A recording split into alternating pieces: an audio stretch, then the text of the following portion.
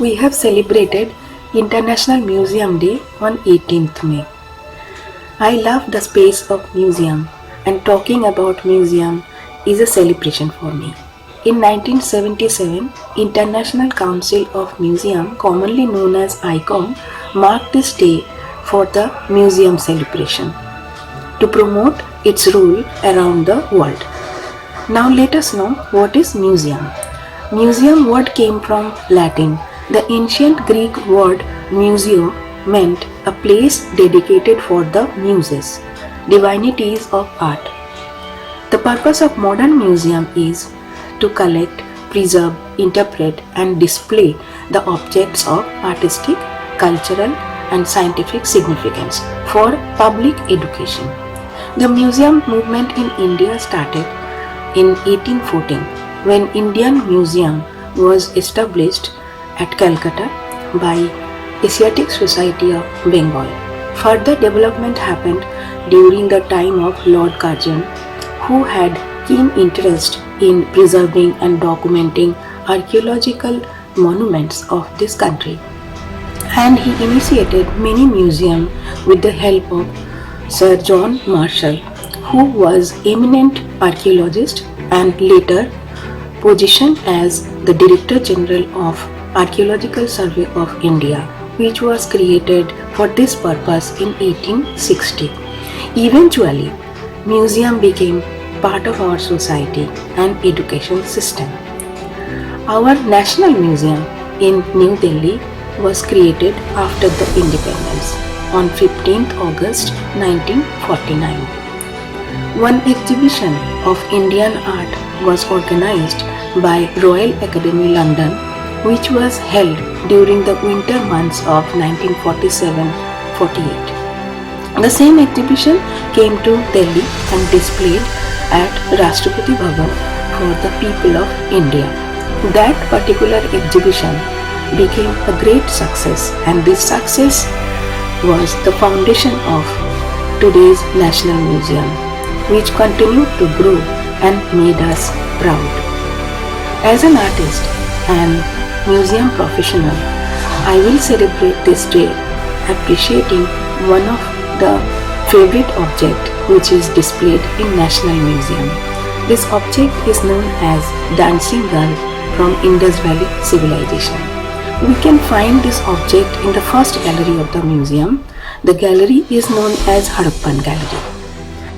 Dancing Girl is a freestanding bronze sculpture of a nude woman. It was found in 1926 in the remains of a small house at Mohenjo-daro, that is most important site of Indus Valley Civilization.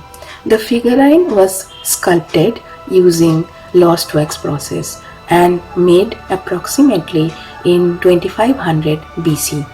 This small statue is only 10.5 cm tall and depicts very naturalistic pose.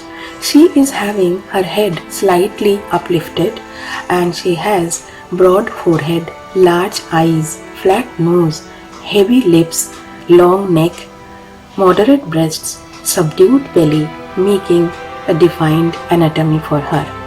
She is having very long legs and arms compared to her torso. Her left leg is slightly bent at the knee, striking a rhythmic style. She is wearing around 25 bangles on her left arm and 4 bangles on right arm, which is rested on her waist. Her long hair is tied in a loose bun, twisted and pinned, resting on her shoulder. She is wearing a beautiful necklace which has 3 big pendants. This tiny statue is very significant because it reveals that Indus Valley artists used to know metal blending and casting at that time. They created bronze objects using variety of blends, alloys of copper with tin and arsenic, also varying lesser amount of zinc, lead, sulfur, iron and nickel. Now let us know what is lost wax process. This method involves first curving the object out of wax, followed by covering it with wet clay, keeping few holes in it, then dried and heated, allowing the wax melting out. Then the empty mold is filled with melted metal mix. After cooling, the mold is broken and the bronze object is final for display. This sculpture speaks about the technological advancement of the Indus Valley civilization, and it also reveals the story of their creative achievement. We feel proud to belong to this beautiful creative history of India.